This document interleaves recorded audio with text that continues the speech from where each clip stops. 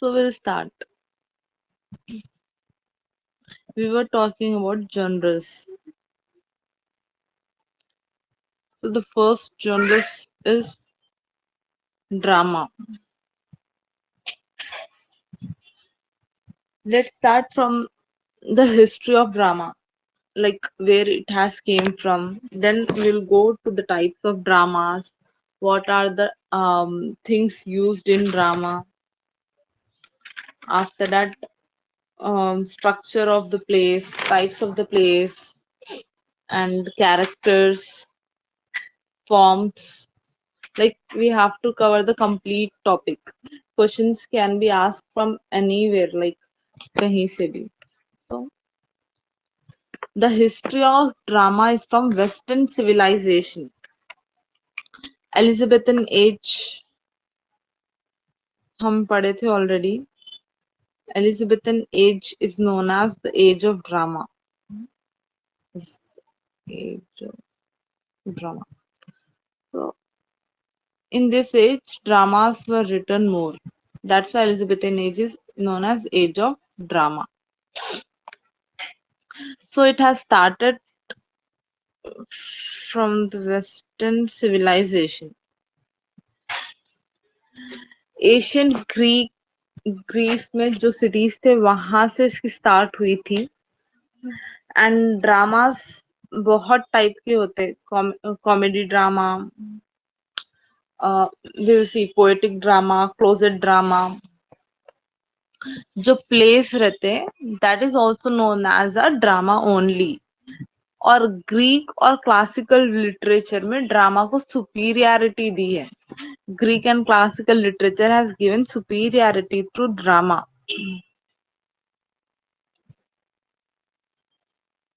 मतलब जनरल्स तो बहुत टाइप के हैं लेकिन ड्रामा को इम्पोर्टेंस दी गई है, ऐसे वी कैन से.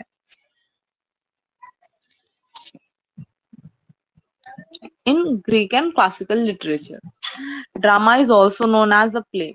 So basically, drama is the form of composition designed for performance in the theater, in which actors take the roles of the characters. So, drama is nothing but it is an performance in the theater. जो theatre में performance होती उसी को dramas बोलते. इन विच actors रहते, उन लोग को कुछ रोल्स दिए जाते, कुछ कैरेक्टर्स के रोल्स दिए जाते जहां पर वो परफॉर्म करते action. That action is written in dialogues. तो वो एक्शन रिटर्न फॉर्म में रहता. That is known as drama. Clear है ड्रामा का definition? So let's go to the types of drama. Let's see what are the types of dramas.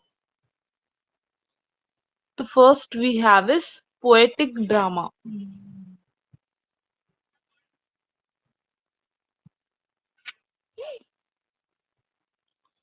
Poetic drama. अब poetic drama में क्या होता सी, poetic drama में basically it is written in a versus. जैसा कि poems का हम पढ़े थे, एम्बिक वर्ड्स पढ़े थे, डिफरेंट टाइप्स ऑफ वर्सेस के बारे में हम ऑलरेडी पढ़ लिए. तो पोएटिक ड्रामा वर्सेस में लिखा जाता. In English usually blank verse में लिखा जाता है इंग्लिश में. और फ्रेंच लैंग्वेज में 12 सिलेबल्स जो वर्ड्स में रहते उसमें लिखा जाता, जिसको अलेक्जेंडराइन भी कहा जाता. तो इंग्लिश में ब्लैंक वर्स में लिखा जाता है ये. And in French 12 syllables called as Alexandrine. Clear? So Alexandrine में क्या होता था, हीरोइक ड्रामास होते. और इंग्लिश का जो रिस्टोरेशन पीरियड है, मतलब एलिजाबेथन पीरियड, वहां पर भी हीरोइक कॉपलेट ड्रामास लिखे जाते थे जो आम्बिक पेंटामीटर लाइंस में लिखे जाते थे. Which you already know what is Ambhik pentameter. Repeat करने की जरूरत तो नहीं है ना, यू ऑलरेडी नो राइट. अगर किसी की क्लास मिस हो गई तो फर्स्ट आई रिक्वेस्ट यू जाओ पहले, listen to that basic class, बहुत सारे वर्ड्स, बहुत सारे चीजें ऐसे रहते हैं जो बेसिक क्लास से ही है अभी, तो आप लोग को समझने के लिए बहुत इजी रहता। Okay,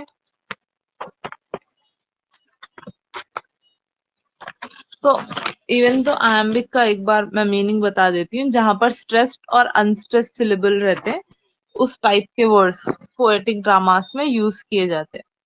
okay, next is closet drama.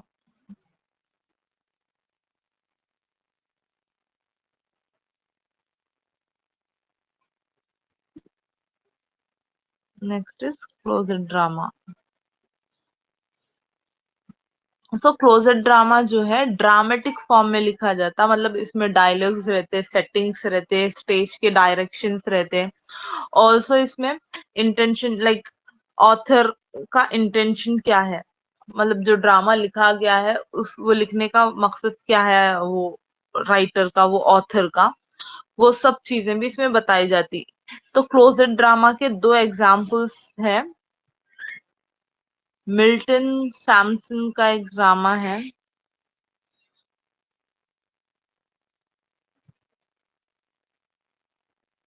जिसका नाम है एगोनिस्टिस, जो कि 1671 में लिखा गया था। ये क्लोजेट फॉर्म में लिखा गया था। नेक्स्ट इज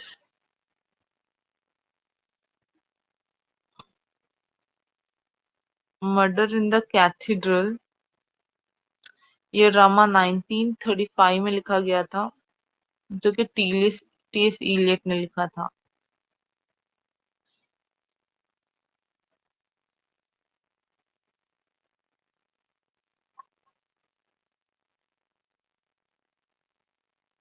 ओके, क्लियर है। तो क्लोजेट ड्रामा मतलब ऐसा ड्रामा रहता जहां पर डायलॉग्स, इंडिकेशन, सेटिंग, डायरेक्शन, सब चीजें रहते। तो ड्रामा के दो ही टाइप्स है। फर्स्ट है पोएटिक ड्रामा, मतलब वर्सेस में लिखा जाता। क्लोजेट ड्रामा जो कि ड्रामा फॉर्म में लिखा जाता, जिसमें डायलॉग्स रहते, सेटिंग्स रहते, स्टेज के डायरेक्शन, ऑथर के डायरेक्शन, ये सब चीजें रहते। लेट्स सी के ड्रामा में कौन से वर्ड्स यूज होते हैं। Before going to the drama, और थोड़ी सी हिस्ट्री ड्रामा के बारे में, मतलब where it has derived from, will see. तो ड्रामा जैसे कि मैं बताई थी एशियंट ग्रीक से स्टार्ट हुआ था।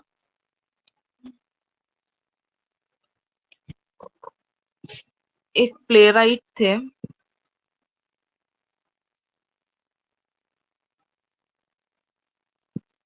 जिसका नाम था एस्किलस। सो ये कुछ 2500 ईयर्स पहले की बात है। तो इन्होंने लिखा था फर्स्ट ड्रामा। तो he wrote the first drama. इनके जो ड्रामेस है वो आज भी, मतलब ही इंट्रोड्यूस द ड्रामा समझो, लेकिन इतने फेमस ड्रामास हुए थे कि इनके लिखे हुए ड्रामास आज भी एग्जिस्ट करते हैं हमारे पास। द पर्शियंस इनका सबसे ओल्डेस्ट ड्रामा है जो आज भी एग्जिस्ट करता। तो बेसिकली होता क्या था, हर सिटी में क्या होता था, एज अ कंपटीशन सारे सिटीज वाले एक एक ड्रामा, मतलब स्टेज बना के स्टेज पे ड्रामास करते थे। और जो सबसे अच्छा ड्रामा होता था, ऑडियंस को जो सबसे अच्छा ड्रामा दिखता था, उन लोग को मतलब कुछ प्राइज दिया जाता था कि हाँ यू हैव परफॉर्म्ड वेल बोलकर, एज अप्रिसिएशन। उस टाइम पे वैसा होता था, मतलब लोगों के एंटरटेनमेंट के लिए ये बेसिकली स्टार्ट हुआ था। तो द पर्शियन जो है ओल्डेस्ट सर्वाइविंग ड्रामा है। ये डाउनिसिया सिटी में लिखा गया था and it won the competition.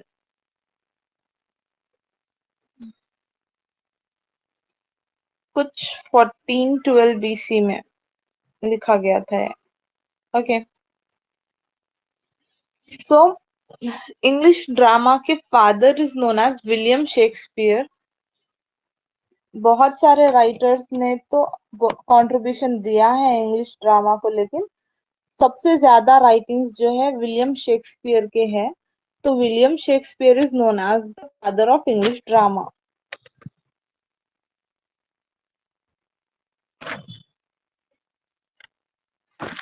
Okay, coming towards the Indian drama, matlab this is not necessary for your examination, but you should know that Bharatamuni, भारतमुनि एक person है. तो इंडिया में ड्रामास की स्टार्टिंग इन्हों करे थे, तो not known as the father of drama, लेकिन इंडियन ड्रामा के फाउंडिंग फादर, मतलब इंडियन ड्रामा में यहाँ इन्हों शुरुआत करे थे, इसीलिए इनको founding drama father of Indian drama कहा जाता है. तो this is not necessary for your examination point of view, लेकिन may be it can be asked. So English drama का जो ओरिजिन है वो हुआ था ग्रीक से. तो when we talk about the first drama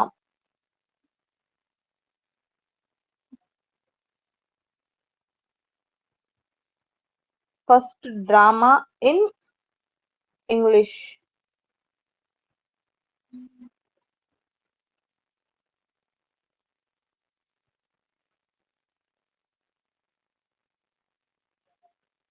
जो था ड्रामा का नाम गोरबुदुक.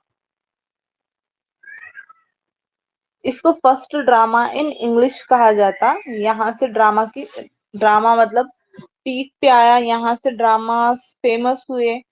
ये एरा के बाद ड्रामास इतने ज्यादा डेवलप हो गए कि उसके कई सारे कैटेगरीज, कई सारे फॉर्म्स, कई सारे टाइप्स आ गए ड्रामा के. यही एक ड्रामा था जिसके बाद इतना फेमस हुआ. So this drama was written by Thomas Sackville and Thomas Norther in the year 1562. Okay, clear? So this drama was written by Thomas Sackville and Thomas Norther. जो ड्रामा का नाम था Gorboduc. This is known as the first drama in English.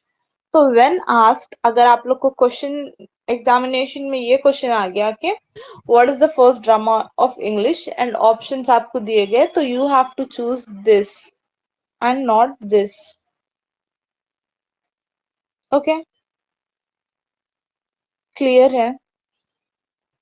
So let's move to the topic. देखेंगे कि dramas में कौन से चीजें यूज होते हैं. जैसा कि पहले भी हम इसकी बात कर चुके, एक्ट, सीन, सॉलिग्यूई, असाइड, कोरस, ये सब चीजें ड्रामा में यूज होते हैं. प्लॉट.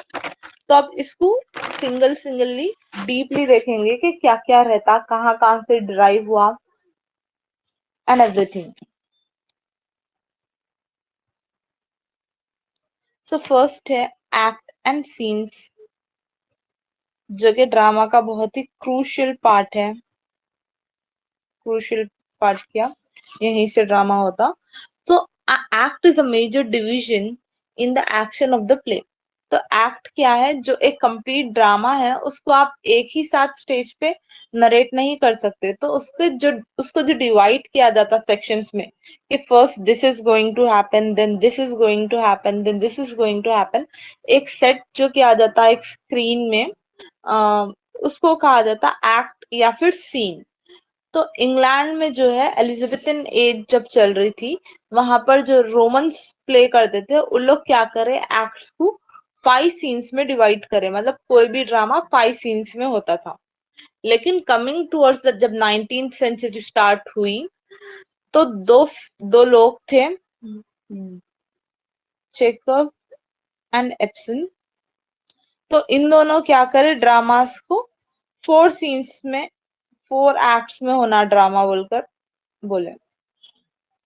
तो दे बोथ सेट के ड्रामास जो है 4 एक्ट्स में होना. तो इन दोनों के बोलने के बाद ड्रामास 19th सेंचुरी से 4 एक्ट्स में होना शुरू हो गए थे.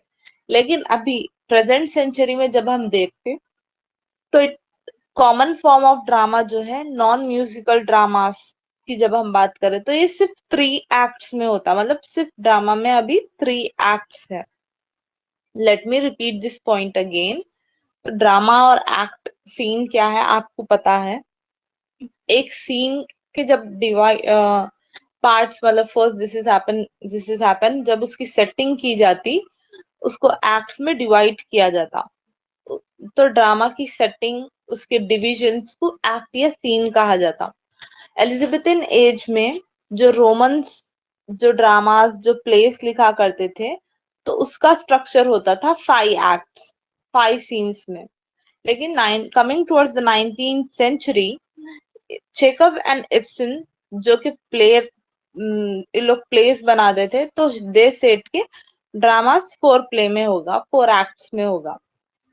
लेकिन अभी प्रेजेंट सेंचुरी की जब हम बात करें तो ड्रामा सिर्फ 3 एक्ट्स में होता। कौन सा form of drama? Non musical drama. Clear? Let's see deeply about scene.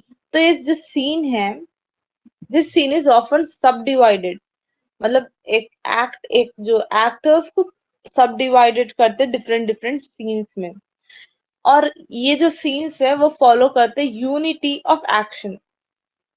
सुना सुना दिख रहा होगा, यूनिटी ऑफ एक्शन पहले हम पढ़े थे।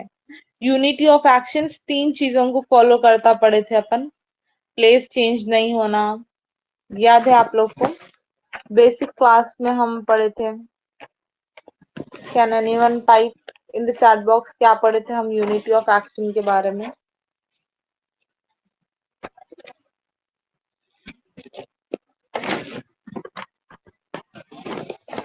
पढ़े थे ना unity of action?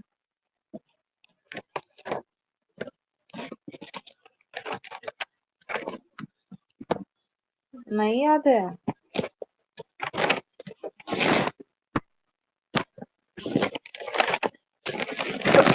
Unity of action is nothing but, मतलब प्लेस चेंज नहीं होना, सीन चेंज नहीं होना, मतलब एक ही टाइम, एक ही सीन में परफॉर्म हो जाना, that is known as unity of action. तो यूनिटी ऑफ एक्शन में प्लेस चेंज नहीं होना, टाइम वही टाइम से कंटिन्यूएशन रहना, बीच में दूसरा कुछ भी ब्रेक नहीं लेना, वैसे सब चीजें होते हैं। तो सीन में कोई भी सीन हो, यूनिटी ऑफ एक्शन ब्रेक नहीं हुआ करता था। सो प्लेस जो है डिस्पेंस करते थे, डिवाइड होता था एक्शंस में, सीक्वेंस एपिसोड्स, लाइक ये सीन हो गया, इसके बाद उसी का कंटिन्यूएशन होता था। ऐसा नहीं है कि ये सीन हुआ बाद आप सडन लास्ट सीन बता दे रहे, फिर मिडिल सीन बता दे रहे, वैसा नहीं। सीक्वेंस वाइज सीन्स फॉलो होते थे। First this is this scene, then this scene, फिर उसको सीन्स को एंडिंग सीन कहा जाता था। जब एंड सीन होता था तो लाइट्स डिम कर दिए जाते थे लोगों को बताने के the drama is going to end, curtains down हो जाते थे, ड्रामा एंड हो गया बोलकर। क्लियर?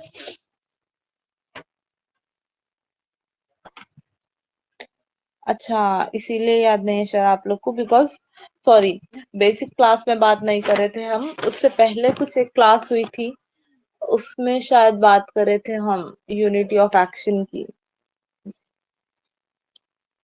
Next is soliloquy. ये क्या रहता? So soliloquy is the act of talking to oneself, whether silently और लाउड।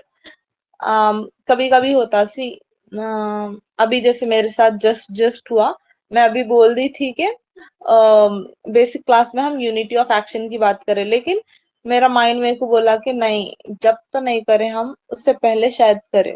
तो वो हल्लू मेरे माइंड साइलेंटली मेरे को बोला, देन मैं उसको आप लोग को जोर से बोल दी, आप लोग को भी क्लियर हो जाना बोल के। तो होता हमारी लाइफ में दिन में कई बार, आप सबके साथ भी होता कि आपका माइंड आपको कुछ कुछ चीजें बोलते रहता। तो ड्रामा में क्या करते हैं लोग, कैरेक्टर क्या है एक्चुअली, कैरेक्टर का टाइप क्या है बताने के लिए, वो कैरेक्टर के मन में क्या चल रहा वो चीज बताने के लिए ये चीज फॉलो होती।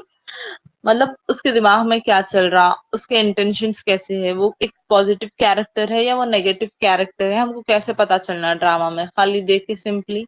नहीं पता चल सकता। तो जो उसके इनर थॉट्स है वो चीज को बताया जाता, जोर से वो लोग बोलते कि अच्छा मैं सोच रही हूँ, लेकिन उन लोग ड्रामा में वर्ड से बोल देते मेरा माइंड में क्या चल रहा, मतलब उन लोग वो एट अ पर्टिकुलर पर्सन उन लोग के माइंड में क्या चल रहा। समझ गए आप लोग व्हाट इज दिस, या फिर do I need to explain it more deeply? So अगर किसी को डाउट्स है तो do ask me personally on WhatsApp, I will clear it. तो ड्रामा जो है डिनोट, ये सोलिक्यू ड्रामा में ये डिनोट करता कि कैरेक्टर स्टेज पे क्या अटर करा, मतलब अटरिंग इज समथिंग जो हम हल्लू हल्लू बोल लेते, मुंह में जो बोल लेते, तो उसको जोर से कोई पीछे से बोलते, वही कैरेक्टर नहीं बोलता, कोई पीछे से माइक में अ, वो जो पर्सन स्टेज पे है उसके बारे में बोल देते। सो प्ले राइट्स जो है ये चीज को बहुत ही अच्छे से यूज करे अपने ड्रामास में।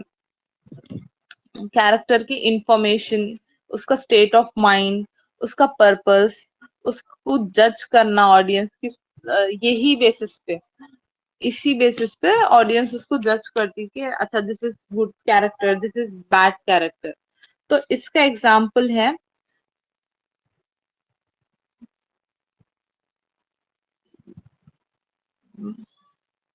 डॉक्टर फॉस्टर्स,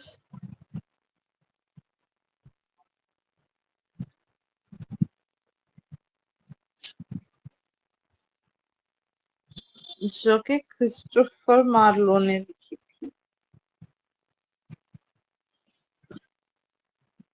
तो फर्स्ट परफॉर्मेंस जो 1594 में जब ये ड्रामा लिखा गया तो ये इसी फॉर्म में लिखा गया था। तो बेसिकली ड्रामा के स्टार्टिंग में भी मतलब this is going to happen बोलकर ये वर्ड्स यूज होते हैं, ड्रामा के एंड में भी ये चीज यूज होती। और एक एग्जांपल ये ड्रामा का है हैमलेट।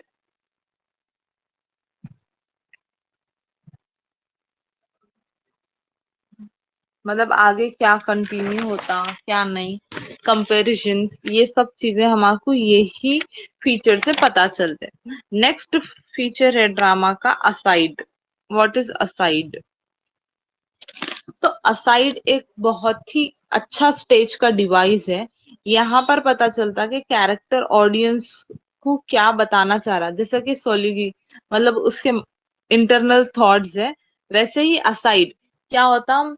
हम घर में अब अपनी फैमिली की बात कर लो, अपन सबके सामने एक बात करते हैं। अब आपको अगर कोई बोल रहे कि दिस इज गुड, तो आप फिर उन लोग के सामने एग्री हो जा रहे कि हाँ आप लोग को सबको ठीक लग रहा है तो this is good, will go for it. लेकिन फिर आप कमिंग टू योर रूम, आप आके फिर आप अपने रूम में आके आप खुद से या फिर अपने किसी फ्रेंड से शेयर कर रहे कि हमारी फैमिली वाले ये डिस्कस करें, मेरे को तो ठीक नहीं दिख रहा था लेकिन उन लोग को सबको ठीक दिख रहा तो आई एग्री। तो ये आपका एक असाइड है, आपका खुद का एक साइड है ये। आप ये अपनी फैमिली को नहीं बता रहे कि आपका ये साइड है, लेकिन दिस इज योर साइड। तो इससे क्या होता, अगर ड्रामा में हम कोई ड्रामा देखने जा रहे हैं तो हमको पता होना चाहिए कि वो कैरेक्टर एग्री हो रहा तो फिर उन एक्चुअली एग्री हो रहा वो बात से, उसके मन में दूसरी कोई बात है क्या।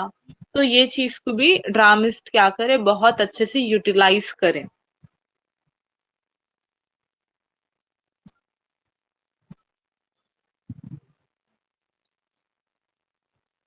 यूगाइन और नील,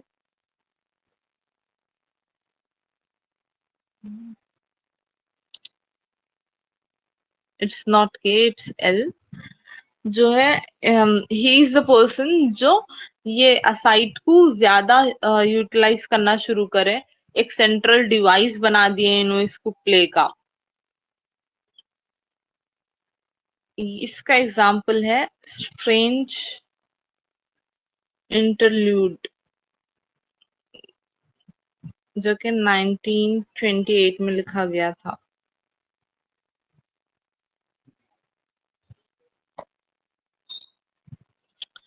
नेक्स्ट इज कोरस। तो इसका मीनिंग तो आप लोग को पता होगा, it is a group of people who sing together. So ancient Greeks जो थे वो लोग क्या करते थे, ग्रुप एक लोगों का ग्रुप जो सेम मास्क पहनते थे और लोग कुछ चैंट करते थे वर्सेस, मतलब कुछ पढ़ते थे एंड कुछ डांस करते थे रिलीजियस फेस्टिवल। कोरस की स्टार्टिंग कहाँ से हुई, we are talking about that. तो कोरस स्टार्ट जो हुआ एशियंट ग्रीक से स्टार्ट हुआ ये। तो ग्रीक के लोग, जो पुराने ग्रीक के लोग थे, वह वो लोग क्या करते थे, एक ग्रुप ऑफ पीपल को सेम मास्क पहना के कुछ सॉन्ग या फिर कुछ वर्सेस चैंट कराते थे। वो रिलीजियस वर्सेस हो सकते, तो उस पे लोग डांस करते थे और रिलीजियस फेस्टिवल सेलिब्रेट करते थे। तो कोरस की स्टार्टिंग ग्रीक से हुई। सो सिमिलरली प्लेस में क्या होता, ग्रीक ट्रेजेडीज प्लेस में ये यूज किया जाता। हम पहले ये बात कर चुके आज ही की क्लास में, आइसाइलस एंड इनके साथ और एक राइटर है सोफिलस। इन दोनों अपने ड्रामास में ये चीज को यूज करें। सो ये चीज tradition, moral, religion and social attitude बताने के लिए कोरस को ड्रामास में यूटिलाइज किया जाता। कोरस जो है प्राइमरली लिरिकल फॉर्म में फंक्शन करता। लिरिक्स या सॉन्ग, पोएम, ऐसे चीजें ये लोग ग्रुप में, like whole group get together and sing a song, it is known as chorus. So Greek में जो है ओड, ओड एक फॉर्म है, पोएट्री फॉर्म है। सो उस ode type of poetry form को पढ़ा जाता था।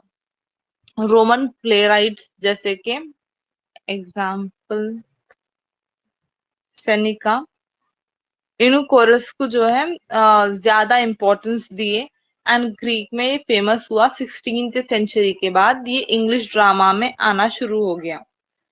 नॉर्थन एंड सैक्विली जो फर्स्ट ड्रामा था, गोरबुदुक देखे थे ना हम, the first drama of English, ये इसमें कोरस यूज हुआ था। ओके, ये इसमें कोरस यूज हुआ था।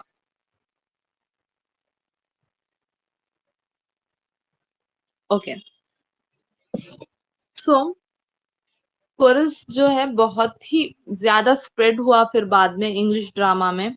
फेमस राइटर्स जैसे कि जॉन मिल्टन, इनके ड्रामा था एक जिसका नाम था सैमसन एग्नेटिस, जिसमें उन्होंने ये यूज करे। शेली जो एक बहुत ही फेमस राइटर है, इन्होंने एक ड्रामा लिखे थे प्रोम्पतस अनबाउंड 1820 में, उन्होंने ये ड्रामा यूज करे, सॉरी ये कोरस फॉर्म यूज करे। थॉमस हार्डी, इनका ड्रामा था डायनास्टी जो कि 1904 टू 1905 में हुआ था, इन्होंने ये फॉर्म यूज करे। मदर इन कैथेड्रल एक फेमस ड्रामा है जो कि 1935 में लिखा गया, इसके ऊपर एक बुक भी लिखी गई। तो यहाँ पर भी कोरस सिंगर्स, ये सब म्यूजिकल कॉमेडी, ये सब चीजें यूटिलाइज हुए। तो कमिंग टुवर्ड्स एलिजाबेथन एज, जब कोरस जो है एक ग्रुप ऑफ पीपल से जाके एक सिंगल पर्सन पे आ गया, मतलब एक सिंगल लोग भी जब बात करते हैं प्रोलॉग और एपिलॉग में, तो उसको भी जो है कोरस बोलना स्टार्ट कर दिए लोग। और समटाइम्स क्या होता था, कोई ड्रामा स्टार्ट होने से पहले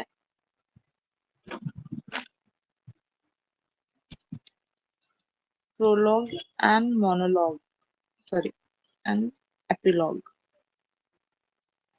क्या है ये दो चीजें, it is very important to know. अपने एग्जामिनेशन पॉइंट ऑफ व्यू से भी पूछ सकता what is prologue and what is epilogue बोलकर। तो ड्रामा जब स्टार्ट हो रहा तो उसकी सेटिंग बताई जाती है कि अच्छा, अभी जरूरी नहीं है कि आप ड्रामा देखना शुरू करते कि आपको सब समझ में आना। तो आपकी बेटर अंडरस्टैंडिंग के लिए प्रोलॉग मतलब ड्रामा से पहले आपको बताया जाता है कि ऐसा ऐसा है, ये एक पर्सन है, उसके साथ ऐसा होने वाला है, मतलब ड्रामा यहाँ से स्टार्ट होने वाला है।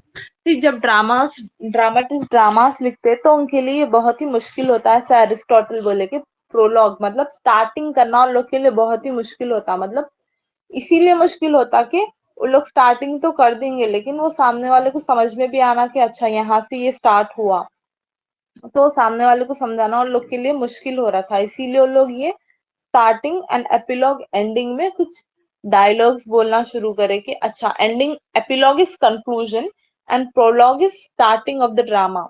तो इसमें लोग क्या करते हैं, single person as a chorus drama की सेटिंग्स बताते कि this is going to happen बोल के, ये character the character serve as the author's vehicle in the play, ये कैरेक्टर ये प्ले करने वाला है। और कोरस जो है time of unity of action, मतलब टाइम सब्जेक्ट ये सेटिंग्स फॉलो करते थे। क्लियर?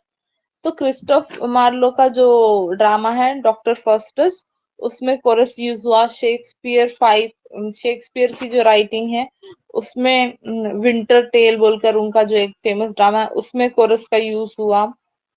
और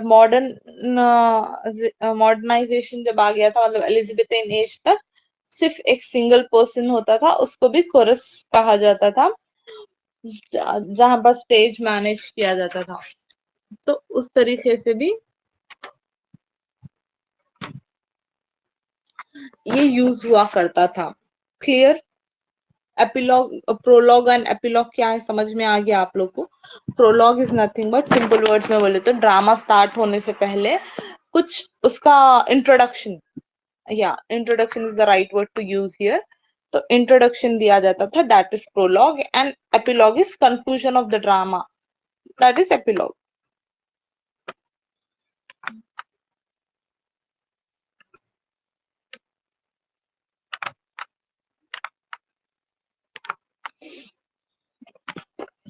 नेक्स्ट इज प्लॉट।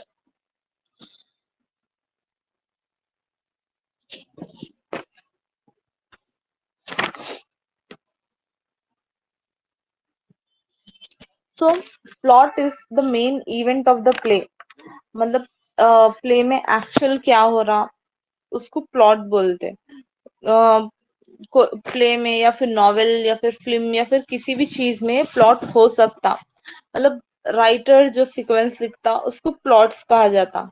तो प्लॉट्स की काफी सारे वैरायटीज है, जैसा कि थोड़े प्लॉट्स जो है ट्रेजिक इफेक्ट्स दिखाते, थोड़े प्लॉट्स जो है कॉमेडी रोमांस सटायर ये सब चीजें जॉनरस की बताते, तो that is known as plot. Next is structure of the play.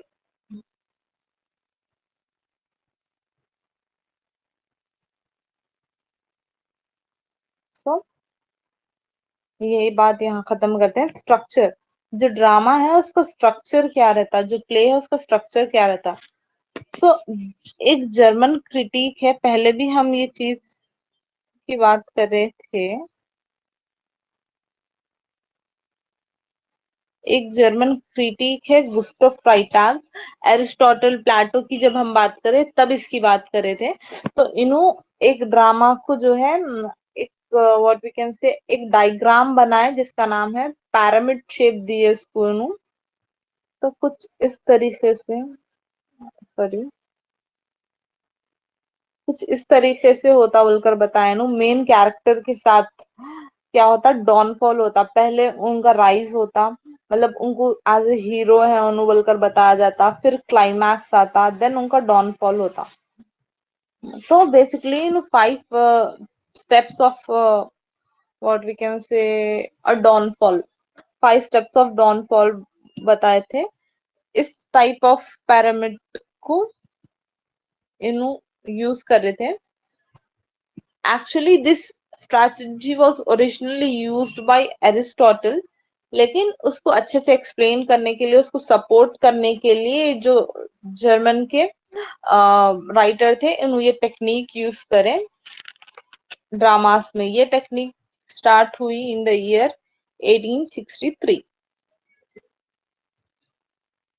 Okay, clear? So this does not apply to all the dramas or all the plays, but this is frequently used in prose fictions as well as in dramas. तो जरूरी नहीं है कि this should be applied to all the scenes, लेकिन बहुत सारे scenes को ये अप्लाई किया जाता। This is the rising action, let me write it RA here, and this is the falling action, and ये ऊपर जो C है that is the climax. So rising action को भी एरिस्टोटल क्या बोले, बहुत ही कॉम्प्लिकेटेड है। मतलब कोई भी एक पर्सन को आप ऑडियंस की नजर में हीरो बनाना मतलब थोड़ा कॉम्प्लिकेटेड है। उसको उसकी हिस्ट्री थोड़ी पता होनी चाहिए कि what kind of person that is, he is a good kind of person. Then उसकी लाइफ में कुछ एक क्लाइमैक्स होना, मतलब आपको ड्रामा के थ्रू पर्सन की लाइफ से टच फील करवाना, आप क्लोज फील करना। जब उसका डाउनफॉल हुआ तब तक आप you should be already in love with that person, that character, so that जब उसका डाउनफॉल हो रहा तो आपको थोड़ा सैड फील होना, रहे हो कैरेक्टर के साथ बहुत बुरा हुआ, उन्हें बहुत अच्छा था, ऐसा बोलकर। Clear? Next will see the character types. Dramas में कौन से कैरेक्टर्स रहते हैं, उसके क्या क्या टाइप्स हैं।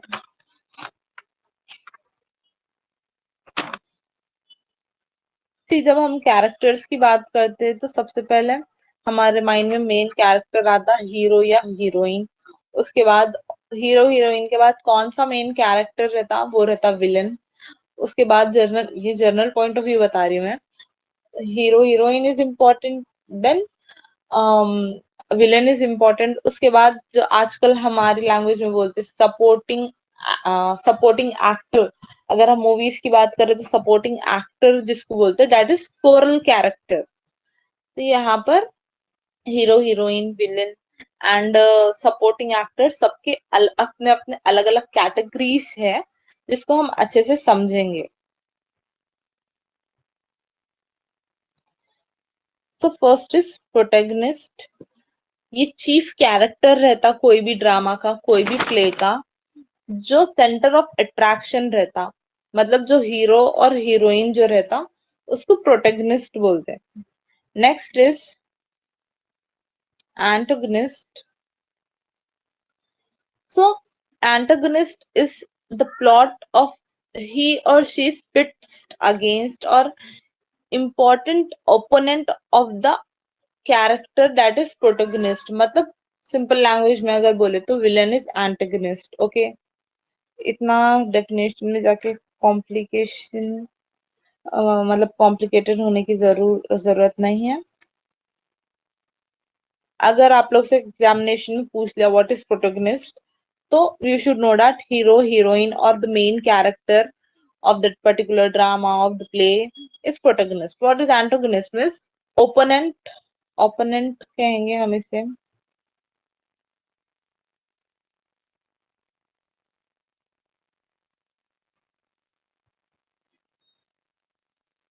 opponent is antagonist। Simple language में कहा गया तो विलन या फिर जो भी प्रोटोगनिस्ट के अगेंस्ट है that is antagonist. Next is choral character. So the choral character here is your supporting actor या एक्ट्रेस। सो कोरल कैरेक्टर क्या करते हैं, कोरल कैरेक्टर किसको कहा जाता, choral character refers to a person, ऐसा पर्सन जो प्ले में रहता, उन सेंटर ऑफ अट्रैक्शन नहीं रहता, लेकिन फिर भी उसके वर्ड्स उसके एक्शंस से हमको मतलब अच्छा फील होता। So that is known as choral character. तो कोरल कैरेक्टर क्या करते हैं, सेंटर ऑफ अट्रैक्शन नहीं होने के बावजूद भी इनके पास कुछ डायलॉग्स रहते, कुछ एक्शंस रहते और कुछ कमेंट्स रहते जो ऑडियंस को स्पेशल पर्सपेक्टिव फील कराते, जैसे कि शेक्सपियर के ड्रामा है एक the fool in the King layer.